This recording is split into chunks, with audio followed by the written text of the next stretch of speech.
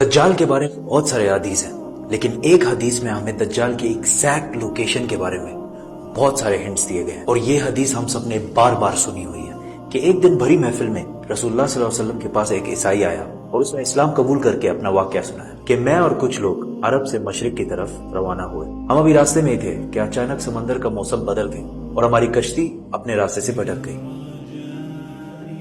ایک مہینہ ادھر ادھر بھٹکنے کے بعد سمندر نے آخر کار ہماری کشتی کو ایک جزیرے کے پاس لا کھڑا کیا۔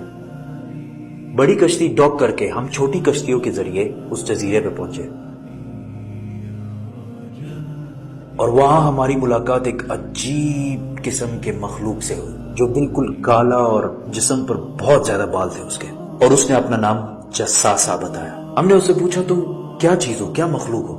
اس نے بولا مجھے چھوڑو، وہ ادھر ایک مندر ہے، ادھر جاؤ، وہاں ایک شخص تمہارا بہت شدت سے انتظار کر رہا ہے۔ اندر ہم نے ایک شخص کو زنجیر میں بندھا ہوا دیکھا اور اس نے ہم سے 3 سوال پوچھے کہ مجھے بیسان کے درختوں کے بارے میں بتاؤ، کیا اس میں کوئی فروٹ پھل وغیرہ ہے؟ ہم نے کہا بالکل، وہاں بہت فروٹس پھل وغیرہ ہے۔ اس نے کہا بہت جلد وہاں کچھ بھی نہیں ہوگا۔ پھر اس نے پوچھا مجھے لیک آف تبریہ کے بارے میں بتاؤ، کیا اس میں پانی ہے یا نہیں ہے؟ ہم نے کہا وہاں پہ بہت پانی پڑا ہوا ہے۔ اس نے کہا بہت جلد یہ بھی خشک ہو جائے گا۔ اور پھر اس نے کہا مجھے اس امی پیغمبر کے بارے میں بتاؤ، کیا کیا ہے اس نے ابھی تک؟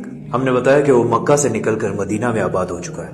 اس نے کہا کیا واقعی وہ یثرب مدینہ آ چکا ہے؟ یہ کہتے ہی اس نے کہا کہ اب میں بتاتا ہوں کہ میں کون ہوں۔ میں ہوں دجال، اور بہت جلد میں اپنی قید سے آزاد ہو جاؤں گا اور تمام علاقوں میں جاؤں گا سوائے مدینہ یعنی یثرب کے۔ رسول اللہ صلی اللہ علیہ وسلم نے تمام لوگوں کو مخاطب کر کے کہا اے لوگو، یہ ہے یثرب مدینہ۔ تمیم الداری جو کہہ رہا ہے مجھے اس میں سچائی نظر آ رہی ہے۔ یاد رکھو دجال شام کے سمندر میں ہے اور نہ یمن کے سمندر میں۔ اور اپنے ہاتھ سے مشرق کی طرف اشارہ کر کے کہا دجال مشرق میں ہے، دجال مشرق میں ہے، دجال مشرق میں ہے۔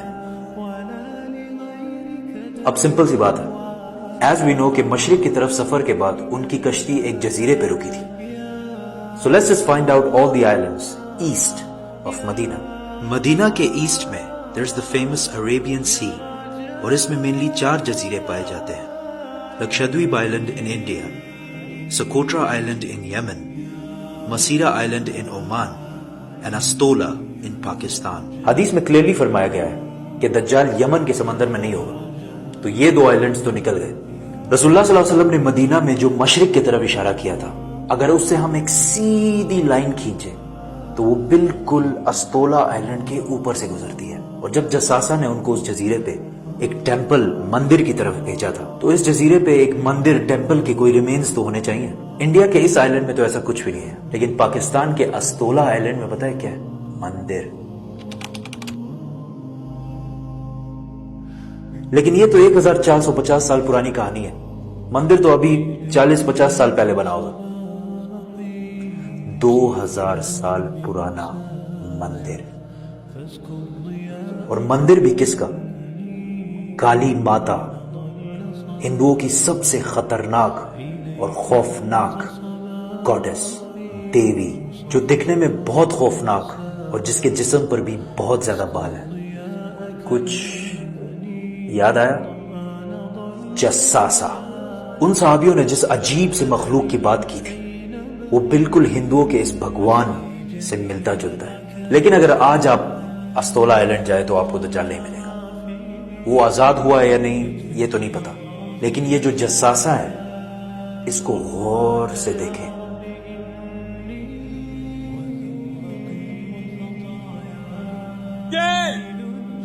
چکا ہے 1970 کے امریکن میوزک انڈسٹری کے سب سے بڑے بینڈز میں سے ایک بینڈ رولنگ سٹونز ہے۔